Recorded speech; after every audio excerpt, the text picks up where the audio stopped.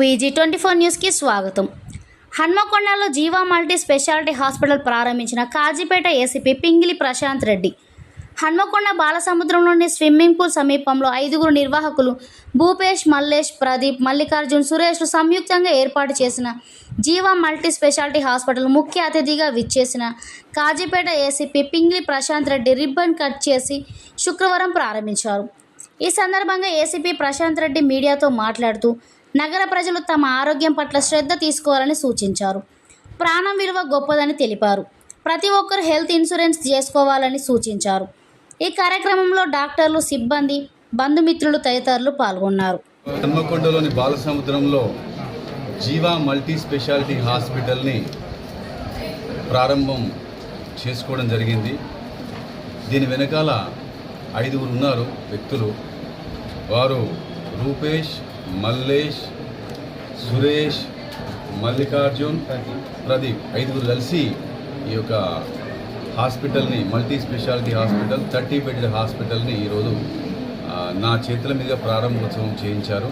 ఆ సందర్భంగా అందరికీ మనస్ఫూర్తిగా నా యొక్క అభినందనలు తెలియజేస్తున్నాను, శుభాకాంక్షలు తెలియజేస్తున్నాను. ఈ సందర్భంగా ఈ 5గురికి నా యొక్క సలహా, సూచన, మనవి కూడా సమాజంలో విద్య, వైద్యం, వ్యవసాయం ఈ మూడే ముఖ్యమని నేను వ్యక్తిగతంగా భావిస్తాను.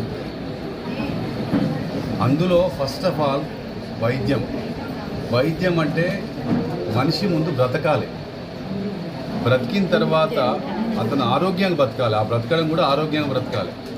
అతను ఆరోగ్యంగా బ్రతికితే అతను ఏ పనైనా చేసుకొని బతుకుతాడు. అది వ్యవసాయమైనా చేసుకుంటాడు, వ్యాపారమైనా చేసుకుంటాడు, ఉద్యోగమైనా చేసుకుంటాడు, ఏదో ఒక పని చేసుకొని బతుకుతాడు. ముందు బతకాలి. ఆ బ్రతకడానికి సంబంధించి అది ఆరోగ్యంగా బ్రతకడం కోసం ప్రజలు పడే తపన, ప్రజలు పడే ఇబ్బందులు మనం అందరం నిత్యం చూస్తూనే ఉన్నాం. చిన్న చిన్న కుటుంబాలు చాలని వసతులతో ఉంటూ ఆర్థికంగా చాలా చితికిపోయిన వారు వారి యావదాస్తిని కూడా అమ్మేసుకొని తమ యొక్క కుటుంబ సభ్యులకు సంబంధించిన ఎవరికైనా అనారోగ్య పాలైతే మొత్తం వాటన్నిటి డబ్బులన్నీ ఆసుపత్రి పాలు వేసుకుంటూ మందుల షాపులో కొట్టి ఉన్నవి మొత్తం అమ్మేసుకొని పెట్టే దుస్థితి ఇంకా ఉంది.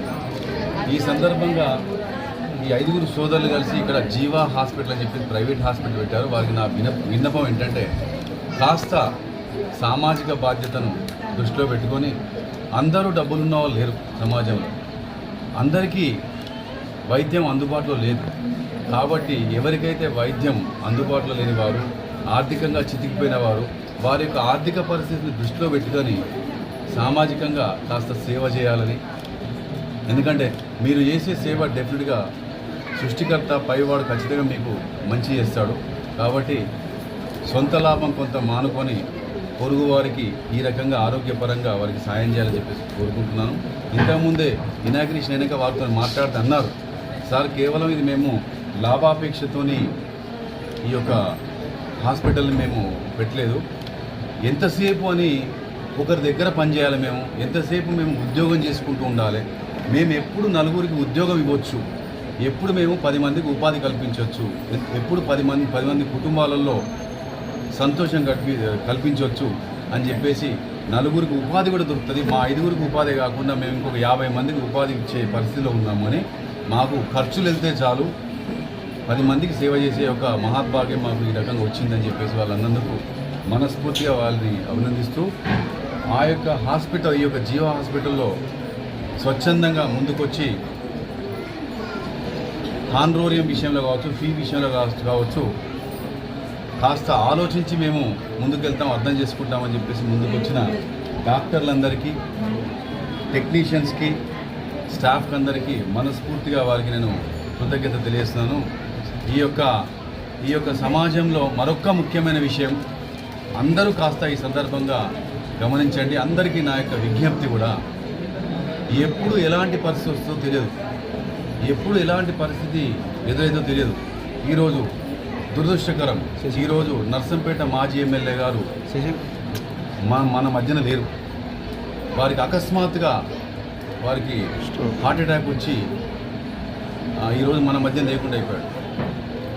అలాంటి పరిస్థితి ఎవరికైనా రావచ్చు, ఇంకా పెద్ద పెద్ద ప్రమాదాలు జరగవచ్చు. అప్పుడు మన దగ్గర డబ్బులు ఉండవు, ఆస్తిపాస్తులు ఉండవు, ఏం చేద్దాం?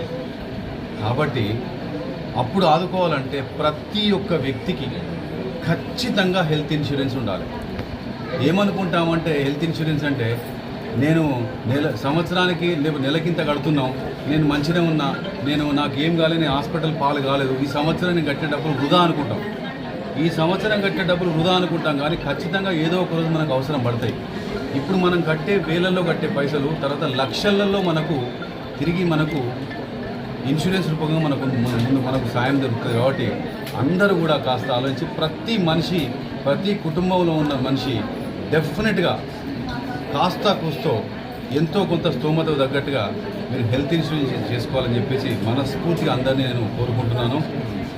ఈ విషయంలో ఏ మాత్రం కూడా మీరు మళ్ళీ సంకోచించకండి. ఖచ్చితంగా మీరు హెల్త్ ఇన్సూరెన్స్ తీసుకోండి. ఆ ఇన్సూరెన్స్ తీసుకుంటే ఇలాంటి హాస్పిటల్ చాలా చోట్ల కూడా మీకు వైద్య సదుపాయాలు ఉచితంగా, అంతేకాకుండా మీరు ఉండడానికి సంబంధించిన వసతి కావచ్చు, భోజన సదుపాయాలు కావచ్చు, అన్నీ వస్తాయి. మంచి పెద్ద ఆసుపత్రుల్లో కూడా ఈ యొక్క ఇన్సూరెన్స్ ఫెసిలిటీస్ మంచిగా ఉంటాయి. కాబట్టి దయచేసి నా యొక్క విజ్ఞప్తి, అందరూ హెల్త్ ఇన్సూరెన్స్ తీసుకోవాలని చెప్పేసి ఈ సందర్భంగా చెప్తున్నాను. పాటించాలని చెప్పి మనస్ఫూర్తిగా కోరుకుంటున్నాను. అంతేకాకుండా హెల్త్ ముఖ్యం అని ఇంతకుముందే చెప్పాను. మీరు ఏదో ఆస్తులు సంపాదిద్దామని చెప్పేసి, ఏదో అంతస్తులు సాధిద్దామని చెప్పేసి, గొప్ప స్థాయిలో పోదామని చెప్పేసి మన యొక్క ఆరోగ్యాన్ని మనం పట్టించుకోకుండా మనం నెగ్లెక్ట్ చేస్తున్నాం, అశ్రద్ధ చేస్తున్నాం. ఎప్పుడు మనం ఆరోగ్యం పట్ల శ్రద్ధ వహించేది ఇప్పుడే. కాబట్టి ఐశ్వర్యాలలో కంటే ముఖ్యమైన ఇంకో ఐశ్వర్యం ఏంటంటే ఆరోగ్యం. కాబట్టి ఆరోగ్యాన్ని కాపాడుకోవాలి. ఆరోగ్యం పట్ల కాంప్రమైజ్ కాకండి. జీవన స్థితిగతులు, జీవన శైలి, జీవనంలోని అలవాట్లను కాస్త నియంత్రించుకుంటూ పద్ధతిగా ఉంటే ఆసుపత్రుల పాలు కాకుండా ఉంటాం, ఆసుపత్రులకు తిరిగే పరిస్థితి రాకుండా ఉంటుంది. అటువంటి పరిస్థితి ఎవరికి రావద్దని చెప్పి కోరుకుంటూ అందరూ హెల్త్ ఇన్సూరెన్స్ తీసుకోవాలి.